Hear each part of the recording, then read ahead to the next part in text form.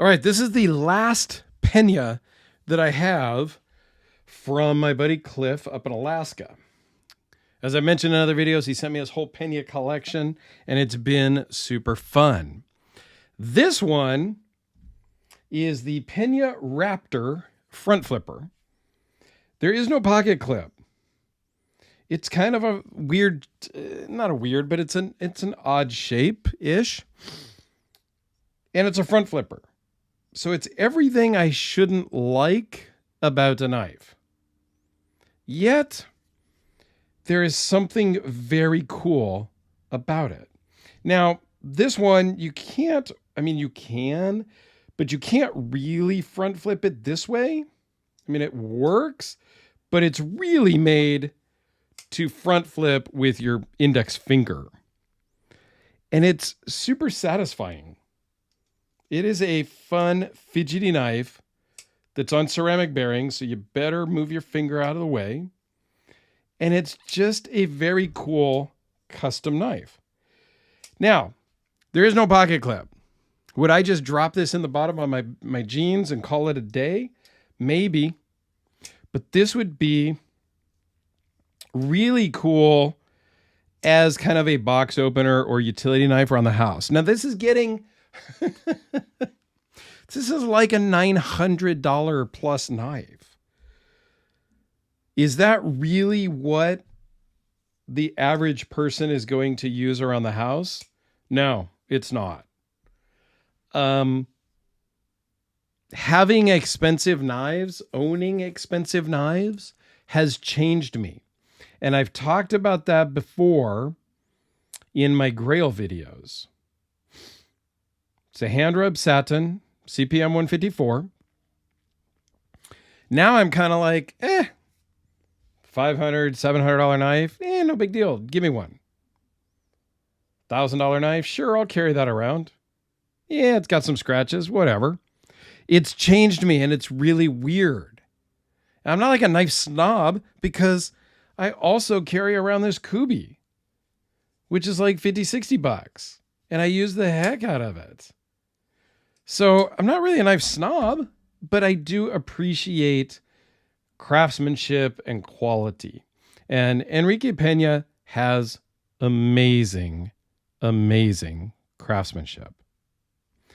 This is a natural micarta. It's a natural canvas micarta scales over G10 liner he has some, this is 2 pieces here. And an orange G10 liner with the orange G10 bolster outline. I don't know. And it's also the same canvas micarta backspacer, which is kind of cool also. All titanium hardware and pivot, titanium liners, ceramic bearings. It's a very cool, fidgety Wharncliffe blade that only has his name on the blade, which I appreciate. Yeah, this would be a great work around the house. Cut open boxes, break down some cardboard, do some work around the house type of knife. It doesn't really, for me, it doesn't close so well in this orientation because there's no pocket clip to kind of hold on to and give you some stability. So it's really, this is the action for me, is to just drop it shut, get your fingers out the way, give it a shake, and call it good. I believe this is a titanium inlay as well. So let's go over some of the specs. It's 3 3/4 closed, just a hair over. It's just a hair over 6.5 inches. So on top of the other negatives, quote unquote, in my mind, it's also really small for me at 2.83 inch blade. On a website, it said 3 inch, but they might have measured from the pivot. I don't know. From the edge of the scale to the tip, 2.83, 2.69 cutting edge.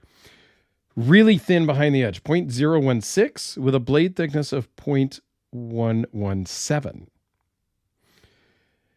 Overall thickness is 0.526, tapering up to 0.54. And it weighs in at 2.3 ounces.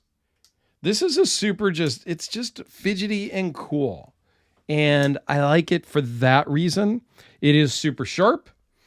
The Wharncliffe tip can really get in and do some utility cutting. And it had some tape residue and some stuff on the blade. So Cliff uses this at some level. I cleaned off the blade and everything before the video, but yeah, this is just a cool knife. And for us guys that are knife collectors, right? Now I know that there's a lot of different people that watch my channel, from the guys that are carrying $20 knives to guys that are carrying $10,000+ knives. Yes. I mean, I have a 5-figure knife and I do carry it. It's not my daily carry, but I do carry it.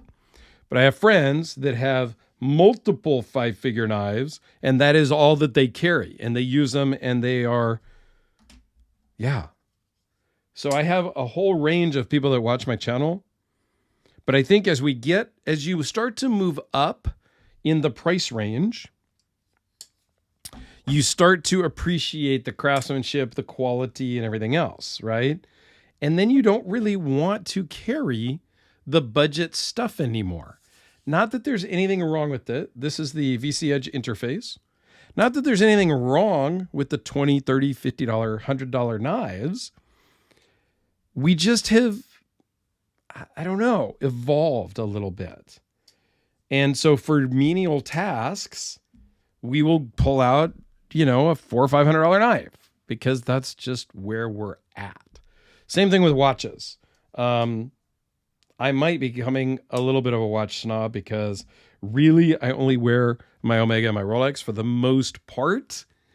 I mix in my, some other ones here and there, but like I said on my live stream the other day, I could probably just take 2 watches and call it good and get rid of the rest.